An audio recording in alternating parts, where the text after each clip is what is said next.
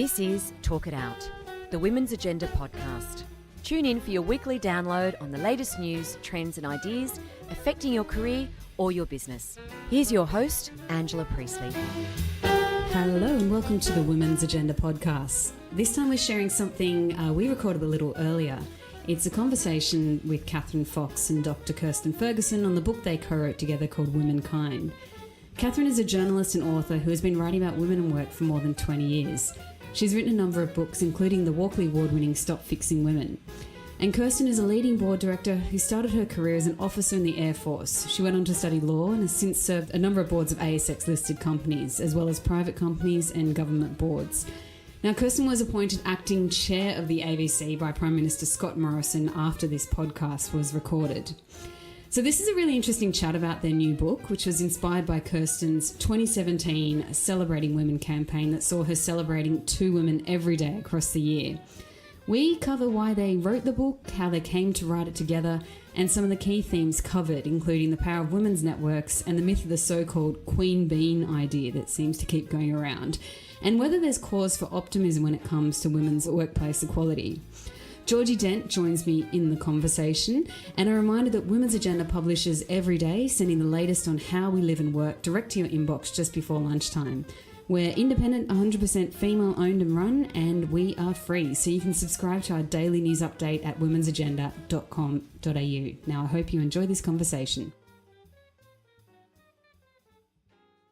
How are you, Kirstin, first of all? Fantastic. It's really great to always just catch up with both of you, so thank you for having us. And for Catherine?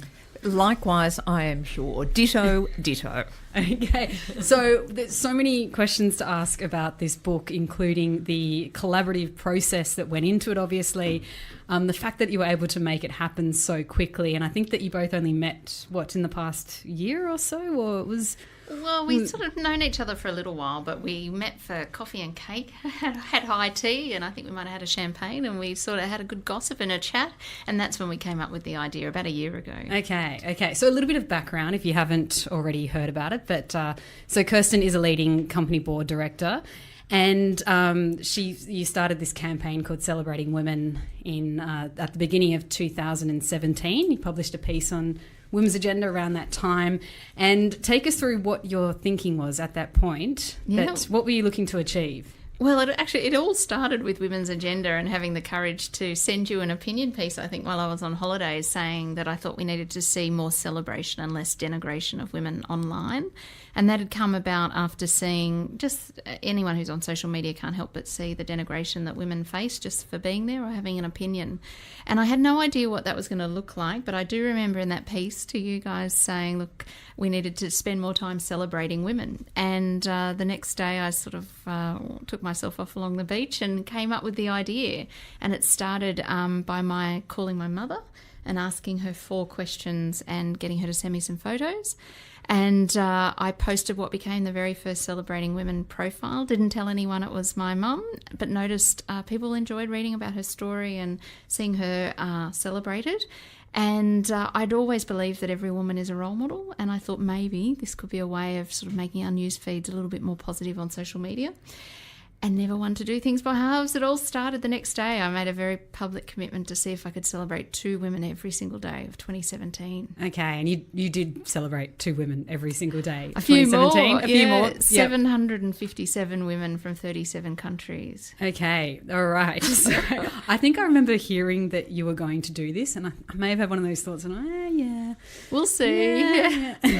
I can tell you by July, it was a really mammoth task. Yeah. But incredibly rewarding. Because you were doing it at all points, on the way to the airport. And you were doing your usual job and career at the same point as well. Absolutely. And I did it all myself. There were lots of offers of help, but I felt really strongly that I'd made the commitment. So I felt an obligation to each of the women to make sure they were celebrated as they expected and trusted me to do. But, it was fantastic. And I started with my mum. So on the very last day of 2017, the very final profile was of my eldest daughter. Yes, a nice circle back. And just to bring you, Catherine, into it, so co-author on the book. Mm-hmm. And I was reflecting back, I think maybe it came through something that Marina Go tweeted or put on Instagram a few weeks ago. And I remember I actually interviewed you when we first launched Women's Agenda. And it was my first sort of foray into covering women in business, and I was very optimistic, and, you know, I was still in my 20s at that point, and I thought that, as you do at that time, just that things were just getting better and would be okay. And you'd just written that book, I think it was 7 Myths about women. At work. Yeah. Yeah. You're not going to tell me, Angela, that I brought you down. You didn't quite bring me down, but we're sitting here, I think, you know, 6 or 7 years later, and I guess I do definitely see what part of what you'd seen, because you've been covering this space for so long. And I sense that you hadn't seen a huge amount of change. I'd seen some. I mean, there's no question whatsoever. And the discussion is almost unrecognisable from 10 years ago, even from 5, I reckon. So the visibility of the issue, I think, has improved enormously. What's a little distressing, we've had some policy changes too in a lot of workplaces, but we still don't have the statistical evidence that there's been a lot of change. Now, having said that, I'm really interested in seeing what measures organisations are taking with things like the pay gap and so on. But the big breakthrough for me actually has been, partly via Kirstin, no doubt, the way that women have come together and collectively raised their voices, and in fact taken back the social media platform that really they were being driven off. And I think subsequently, of course, in 2017 we saw Me Too, we saw Time's Up, we saw women getting enormous courage and affirmation and visibility for their harassment, but also for their lives. And I think there's something immensely interesting about that. And I'd go so far as to say it's a bit of a watershed moment for women's rights. So I'm really actually buoyed by it. I think there's something quite significant that's changing. So do you think the last year, because I mean you put that in the context of the framework of 5 years, but the last year particularly, and we are, I think, a year since Me Too, or the Me Too campaign, as we've come to know now. Just about. Yeah. I mean, do you think that's has that been the most significant year in the time that you've been covering? Yes, I think it probably has. And I think, again, what I just think is fascinating is that women fed up, as indeed Kirstin was when she started celebrating women, have had an interesting ability to use social media. It's so fascinating, isn't it? So an area that was unsafe became safe, but there's no gatekeepers. And Me Too is another example of what you'd probably call a classic social movement. In the old days, it would have been the suffragettes gathering together, or perhaps post-World War II in the 60s, when women were marching. And, of course, we did have the women's marches at the beginning of 2017, so we haven't lost that. But there's something really fascinating if you look back a little bit through history, which we've done in the book, and actually track that's when we get change. Now, it is, of course, grassroots. It's women coming together and using their numbers. And, of course, they have to then join with men, because men are still the ones in charge. But the point is, the impetus always comes from women coming together and merging. And one of the things about the Celebrating Women campaign is that a lot of these women were not activists by any means, but it was a very interesting process for them. And the visibility and legitimacy it gave to their lives and what they did every day was something really fascinating about that. So what you'd call sort of everyday women, not high flyers necessarily, and as I say, not bra burning, but very, very much wanting a different world and wanting a different future for women. I think one of the things I find really interesting about social media is that, like probably everyone here today, I have definitely faced definitely the unpleasant side of it. There's been trolling, there's the harassment of myself, but also, you know, people that I admire, and you look at that and I can't deny that exists. But at the same time, social media has actually been incredibly powerful and positive for me, for my career. And I've seen that, you know, for a number of years, Catherine. I think about, you know, back in the day when I first started working at BRW, Catherine was writing for AFR and for Boss magazine. And, you know, it was very much a boutique issue then. At that, you know, maybe once a year, the Financial Review, there'd be a women's special. And I mean, obviously you had your column, but, you know, the space given to women was limited. And online, that really did change. Because there was suddenly, you could connect with, it wasn't just, you know, lone Catherine fighting the good fight for everyone at the Financial Review. There were actually other voices. I think you're absolutely right. And it in fact was not only peripheral, there was seriously a lot of disbelief that it existed. So when I would interview the occasional CEO who would deign to be interviewed, because most of them wouldn't, they would tell me there was no problem. So I'm talking about sort of late 90s into the turn of the century, and there was no data, remember? So, I mean, all of these things coalesce, right? It's not one thing. But when we had that first census of women in leadership, which came out, I think it was 2001, that was a bit of a breakthrough as well, because suddenly we saw in stark data terms how bad things were. So the number of women coming out of university had continued to increase. We had women who'd been in the workplace for decades, but they were not progressing. And so there was some really important points around that time. But I don't think we had a big leap forward, to coin an expression, until probably, yes, the last year or so, when women really found that their capacity to actually contribute. And also the multiplier effect, because Kirstin and I have been, of course, had our heads immersed in this space when the BBC gender pay gap became big news about a year ago. One of the people, of course, Carrie Grace, who was the former China correspondent for the BBC. There was a wonderful article written in the New Yorker about how she went about that campaign and how the women in the BBC came together, and they called it the multiplier effect. They would gather together to raise these issues. They'd always make sure that they went as a cohort. They would make notes. They would make sure that it went back to the managers. There was transparency, but they did that together. And as more women joined up, it just continued to snowball, which is exactly what happened with Celebrating Women. It is. And I mean, I found last year, I a couple of months into it, added it as a column. I use TweetDeck if I'm on my laptop, and I added that as a column just because I found that every day seeing the different images of different women from all around the world and doing, as you say, everyday things. But how many everyday women do you know who are actually extraordinary when you strip back what they're doing? Yeah. I mean, I think women's lives are actually fascinating, and they aren't always given that coverage. And I found it just such a sort of lovely contrast in my feed to sort of constantly see women being pushed up, and then also the sort of feedback that they were getting, and it's sort of this loop. It's nice. It's a positivity loop. Well, they're creative about their lives, aren't they? They go about their lives. That's almost a necessity, because in fact for women still, even in an advanced economy like ours, a lot of avenues aren't quite as easy to access. Technically, yes, but in many other practical ways, no. So they're really interesting about how they blend their paid and unpaid work, and how they've had really rich and interesting lives that didn't follow a plain path. What's been lovely since the book's come out is every woman who was in the campaign is named in the back of the book. And so there's very much a sense of continuing this amplification and celebration. And at last week I met a lady who's named in the back, and she's a nurse, and she's never seen her name in a book before, and this has been the case with so many of the women, and they've now all started signing against their names, which is just so wonderful, and it just shows you the simple ways we can recognise women in particular who we don't normally pay attention to, and we should be, because they are role models.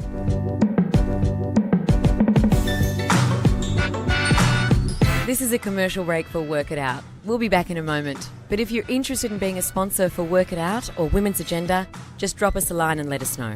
That's womensagenda.com.au. I remember a few years ago there was a survey of Australian women, young Australian women, and they said their number one role model was Miranda Kerr at that point. And I wrote an article about it because I read that and I just was quite concerned. Not because, Miranda Kerr, there is a lot to admire there. She is a very successful model and a successful businesswoman.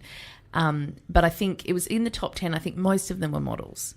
And I thought, I wrote a piece that actually resonated really well with all of our readers, because I just said, where are the other types of role models? Because, being a model or an actor isn't necessarily going to be the career path many women choose.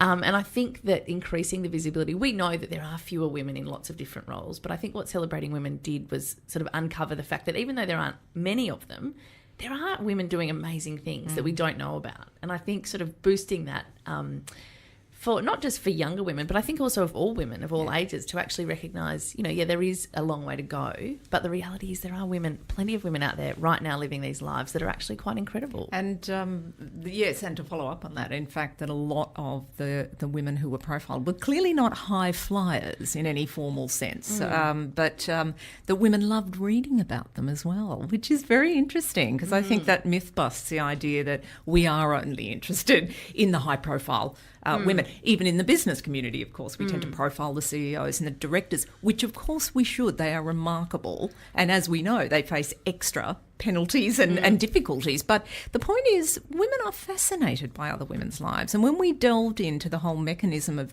networks, whether it's a book club or a group of school mums that you have coffee with, or whether it's something within your workplace, the incredible power of them is really practical. I'm not talking about a holding hands together sort of mechanism. I'm talking about advice, referrals, the whisper network. It keeps you in your job. It keeps you sane, and it's incredibly powerful. It's also something that I think we have recommended that a lot of business leaders are missing a trick on.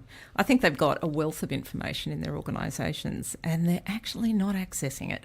Or those that perhaps haven't listened to it quite as much as they could, because there's a huge amount of practical information that women pass on to each other all the time. And I think if they made more use of that, they could abandon some of their more expensive remedial programs, which I might just have written another book about.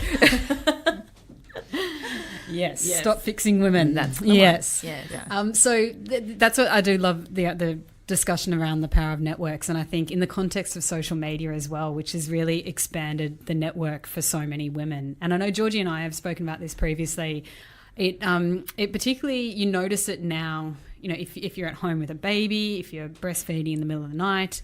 I know that I had a group of mothers that I was able to connect with quite strongly on Facebook that really got me through that first 6 months of having my first baby.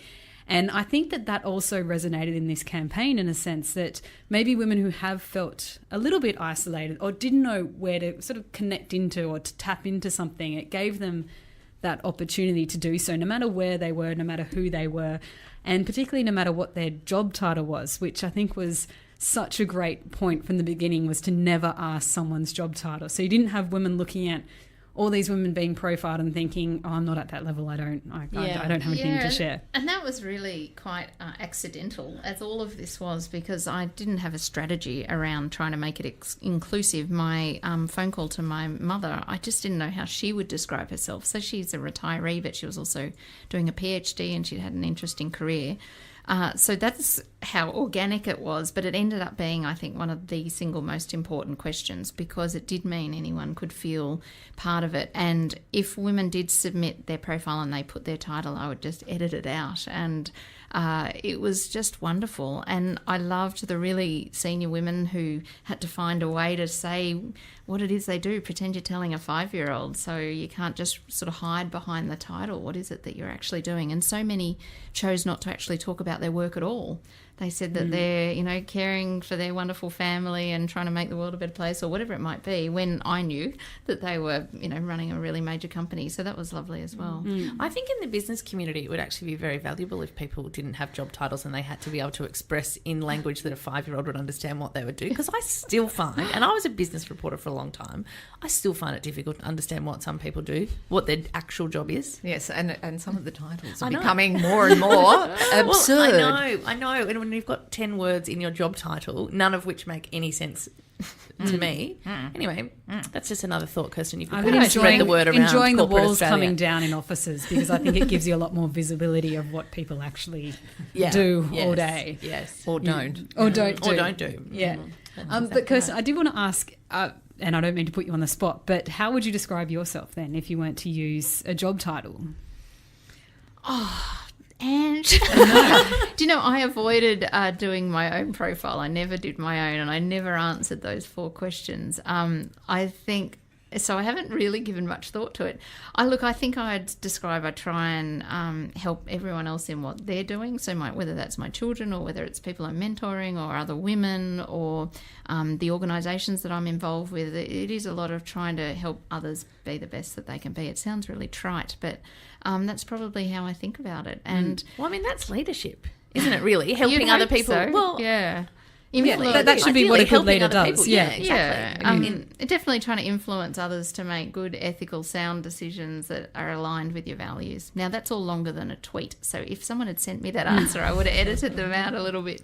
But broadly, I think that's how I would describe myself. Okay. And the other thing I wanted to ask was, did the campaign have more traction on Twitter or on Facebook or elsewhere? Or? It started on Twitter. It was definitely very much a Twitter thing. But then I started a Facebook page, and then Facebook became bigger.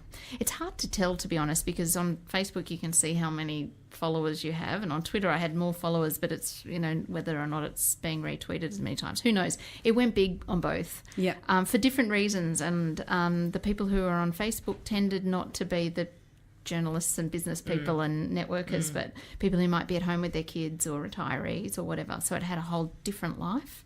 But the same sentiment, so the same celebration, the same lack of trolls, the same just lovely sort of experience for the women who were being celebrated each day. Yeah. So that's one thing that was really positive about it, was the lack of trolls. I think you can say no trolls, or no trolls. I think one person might have once said, "Oh, is there a celebrating men?" But I mean, I don't even count well, that. You go and tell them. I get asked, "Where's men's agenda?" And I say, "You can go and start your website and go and build that business." That's exactly. fine. So no, there was no trolling, and I was genuinely concerned at the start that I would attract trolls, or that worse, the women who were being brave enough to put themselves forward would attract trolls. But it just didn't happen, and as Catherine alluded to, somehow we managed to create this safe place in what is traditionally an unsafe environment for women. And I think it was the positivity and just, these women looked like your neighbours and your wives and sisters, and the lady you sit next to in the desk at work, they were not women with an agenda who were trying to push anything. They weren't trying to sell anything. They weren't trying to convince anyone of anything. They were just sharing their stories. And I think having that, when you do get trolled, I know this is how I feel about it. Maybe you all do as well, but it is reassuring knowing that that world of positivity, or that those connections that you've made across social media are there, that that there's safety there. And even if no one's there to come out and defend you, or, no one is expected necessarily to do that, but it is comforting to know that there is that network that you've made of other supportive women who you could always send a private message to, or DM, or ask for assistance with, or help, or and I mean, something I think else. In my experience, that really does exist, because I know there's a lot of high-profile women who I know that get trolled a lot, and they will from time to time send a message to a group of women that they know support them and ask for help. And I've done that before. And no one hesitates, because everyone in those groups knows how horrible it is when there's a real pile on. And I mean, I think that's one of these funny things about social media, is for all of the negative side of it, there's also actually this level of solidarity, which sort of goes to that, what you were saying, Catherine, about the power of women. And obviously, I mean, it's easy to sound really sentimental and trite, but when I think about all of the various people I know in my life, if you were to ask them on a daily basis, who are the people that make your days easier, most of them would name at least a few women. I know that's the case for me. Whether it's my mum, whether it's my sister, whether it's my good friends, the other parents at school who will step in if there's something. Sure. And I think that's actually the reality. So for all of this rubbish that we know we've always heard about, women hating women, and the reality of our daily lives is very different. And I think you're absolutely right, and I think that makes sense, because our lives tend to go in very similar ways. So, of course, we have a reason. But we also want to be really clear in the book that we're not saying women are better at bonding or networking. And, in fact, of course, men do that. And, of course, men have support groups, and good on them. Fantastic. The distinction I would make is that men's support has become an icon almost. We talk about mateship, which is still a very masculine concept in this country. I know it's not gender specific, but frankly, that's how it's often understood. We talk about the Anzac spirit or the brotherhood and so on. And all of that's fantastic. That's great. When we talk about women's solidarity, I think we trivialise it. We make fun of it. We kind of think it's peripheral. And in fact, what we're saying in the book is not only is it not peripheral, it's enormously powerful, but it's working under the radar, because a lot of women, certainly in the workplace, the old syndrome, if you were standing around with a group of women at work and some bloke would often walk past and say, "What are you plotting?" Or, "What's being hatched here?" Remarkably common, actually. Yeah. So I think that this idea that it is a little bit silly and so on means that women have tended to be under the radar about it. What I sense is happening now is they're they're very happy to make it visible. And I think, the point you were just making, I think isolation has been a real problem for women. And I think what we're seeing now is this consolidation and this solidarity, which is historically incredibly important, but I think it's having a real revival. And I think it is driving the women's movement forward in a very real sense right at the moment. And I also think it's doing that for younger women. That seems to be that's partly anecdotal, no doubt, but I do sense younger women are seeing this and taking a lot of heart from it. And certainly a number of the women in the campaign, again, not activists by any means, that's exactly what they want to see. They probably wouldn't call themselves feminists in a long shot, but they absolutely want to see a different world. And so far, the number of women who've bought the book and said they're giving it to their daughters, their nieces and so on has been really uplifting. Yeah.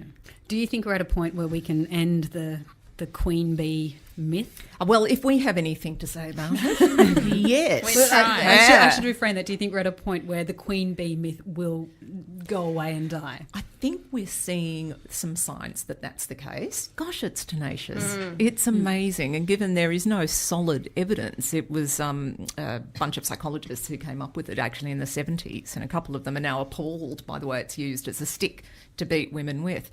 But gee, it's hung around because it's it's another part of those handy excuses to say, oh, well, this is why women don't advance. It's their own fault. Yes. And once they get into power, and this is another incredibly convenient explanation, they can't handle it. So they turn on each other. Yes. So it needs as a lot more. As opposed to some of those male leaders we have who never do seem that. to turn on themselves or, they just manage themselves so well at all times. Absolutely no problem at all with any of them, Georgie. And we may be speaking of the same cohort, I suspect. So I think it's getting a bit of a beating at the moment, as indeed it should. And in fact, the more you think about how many women do self-select into networks of all kinds, the book club, the mother's club, whatever it might be, you realise, of course, we don't, en masse hate and try and destroy each other. Quite the reverse. But I am surprised by how many women, and Kirstin and I have noted this, just about every time I speak or we speak together, someone will say, oh, I had a really nasty woman boss. And then we say, did you ever have a bad male boss? And they go, oh, we remember the women who haven't been as nice, and we also hold them to higher standards. Yeah. So I think those two things, I think we are gradually kind of unpicking it. It hasn't helped, of course, that women have been still such a minority in leadership and in power. Yeah, so, because it just amplifies everything about their experience. Totally. And I think that makes it difficult. And I think it is an important distinction to make that when we say the sort of things that I've been saying about the importance and power of female solidarity, that's not to say that every single female in the world likes every other female. That's not the case at all. And there will be terrible female managers and amazing female managers. Of course, they're human. But the idea is that, I think we've given men permission to sort of dislike certain people without that being a reflection on their entire gender, and they're allowed to have individual differences without that being sort of, a catastrophic failing of all men. Yeah. But that's not what we've had for women. They're given one chance, and if they don't perform perfectly, that's it for all women. Yeah, one woman's given one chance, and that's it. Well, and in popular culture, we've traced that too. Movies, TV shows, and so on. Yeah, it's an age-old theme and trend. But again, I sense that is shifting as women move into more senior jobs in production and direction and so on. I think, and also the Me Too movement, which has just had such an immense and did come out of Hollywood. So I think awareness of that is changing. And in the Hollywood, just on one point on that, and this has recently come out around that Wonder Woman is increasingly being seen as an idol character for kids now. And I love how you've kind of got 10 comic book characters and there's one woman and she's going up to the top of the list, and you think, maybe this should be telling you all something about the kinds of characters that people want to see more about. Exactly. This. So, well, again, women's appetite to watch other women. So that idea that women weren't interested in each other's lives, in watching other women play sport, in watching women on the screen, I think is getting a real knock around at the moment, as it should. So just finally, Kirstin, what's it like? How do you actually collaborate on writing a book? This is the first time you've co-authored a book, Catherine. Third, sorry. Okay. She's all very right, so experienced. First with Kirstin. Okay. First with me, and it's my first book.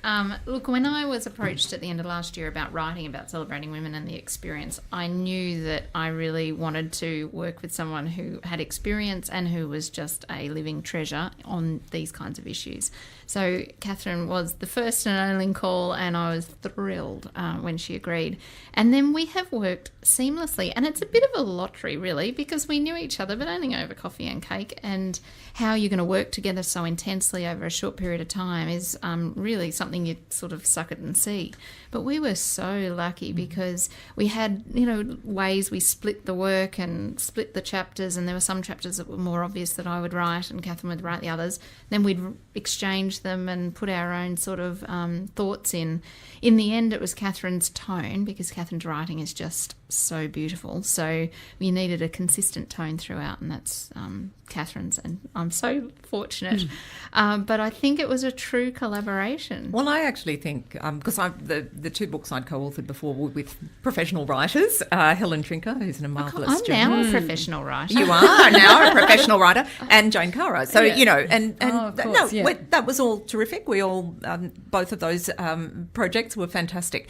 But what was great was working with someone, it's not your background, but Kirstin's very straightforward. So there was no, okay, let's do that. And yes, I've read through that and I see what you did. And it was terrific. The communication was really easy. Now, can you two overachievers just make me feel sick with envy right now and tell me how quickly you wrote this book? Oh, well, the end of last year doesn't seem that long ago. No, that's what I'm worried about. We literally signed the publishing deal in December, and we had the manuscript done by April, the end of April. So all of sort of Christmas and January, February, March, we were writing like crazy. We had a weekend up at the beach together, which was a lot of fun. Yeah. And the lovely thing about Catherine and I is we actually have quite different views on many of these issues, and we come at it from really different places. So I spent most of my career running as quickly as I could from women's networking events and not wanting to be seen as some troublesome woman in the workplace, whereas Catherine's been far more switched on to this for far longer. She's been happily.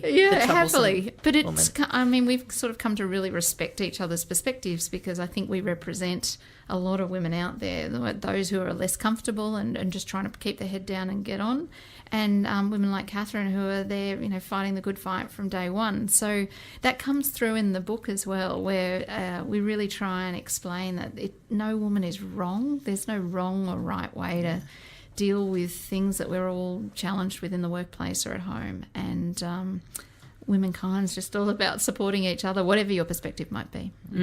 Okay, well, thank you so much. So Womankind is out now in all good bookstores. And, other than recommending this book, we always like to end with some other recommendation regarding another book or a TV show, podcast, something else. Georgie, you said you've got one all lined up, ready to go this week. I've got to tell you this, very happily watched a series, and the title is not apt, because it's called Happy Valley, and it's a British series. I've watched it. It's fabulous. It's fabulous. It is miserable, so it's definitely not happy, but it is really, really well written, and it's amazing series about a female sort of constable in a small British town that's pretty down and out, and it's sort of about her family and her working life, but it's really, really compelling. It's actually quite funny as well, even though it's quite unhappy. And I've read that the creators intentionally don't give you any idea of what it's about. Is that correct? That you go in quite blank regarding what you're about to watch? Yeah, I can't remember what I was recommended it, and we sort of watched it knowing that it was a police drama, but it is quite different to standard police dramas. But it's really, the characters are, the main character, Catherine, is just, she is so strong and funny and practical, and she's just dealing with an extraordinary amount, but she still rises to the occasion for her family and her work. And she is funny. So it is, it's really dark, but we laugh the whole way through. Good series. That's my recommendation for the week. And Catherine? Okay, I have a book recommendation, Inferior, How Science Got Women Wrong, by Angela Saini. Angela's a science journalist from the UK, and she's just been in Australia for the Women in Mining Conference, and Annabelle Crabb interviewed her. And it's great. If you're familiar with the work of Cordelia Fine from Melbourne University, it's of that ilk, and she's basically looking at how neurosexism basically took tiny little discrepancies between male and female brains and amplified them into these ridiculous things that we still a lot of people believe, that we're biologically fundamentally different, which is not the case. And it was a great interview on stage, but I think the book's well worth reading. And there's a crowdfunding project at the moment in the UK to get a copy into every school in the UK. Wow. Okay. Which is a great Isn't that idea. brilliant? Fantastic. Yep. Yeah, so well worth a read. Yeah. Okay. Terrific. Could we do a bundle deal with Womankind? What a good idea. See, I'm always thinking. My recommendation is, I think it's screening at the moment. It's Cara Meldrum Hanna's doco at the moment out on Kelly Lane, and I was fortunate enough, I've seen the 3 episodes. It is brilliant. It's just so well produced and investigated, and Cara's just a superb journalist, and the story is compelling because we just don't know. So I thoroughly recommend everyone getting onto the ABC and watching that. Great. Or on iView. Okay. Well, mine is a bit controversial given our conversation today, but it is a book that really got me thinking, definitely, and it's by Jaron Lanier, who is a sort of engineer of the internet, one of those, has been around a long time doing wonderful things with technology, but he's written a book called 10 Arguments for Deleting Your Social Media Accounts. Not that I have any intention of deleting my social media accounts, but it is a lot of food for thought regarding the part of the addictive nature of social media, that it is intentionally built in a way to be somewhat addictive, and also how it might frame your political ideas and why it's often a race to the bottom, outside of all the great celebrating women stuff. But in terms of some of the opinions that are shared on there, that often it's trying to appeal to your worst, most negative feelings. So really good one to read, just to think about how you're using social media and how it might be using your mind as well. Thank you so much, Catherine. Thank you, Kirstin, and Georgie, of course. So just a reminder that Women's Agenda publishes every day. We send out a newsletter just before lunchtime. You can go to womensagenda.com.au/subscribe to get that. We send it for free. And Womankind is out now. Thank you. That's a wrap for Talk It Out, the Women's Agenda podcast, powered by Eagle Waves Radio. Don't forget to like us on Facebook, follow us on Twitter, and jump on the website for more amazing shows. Catch you next time.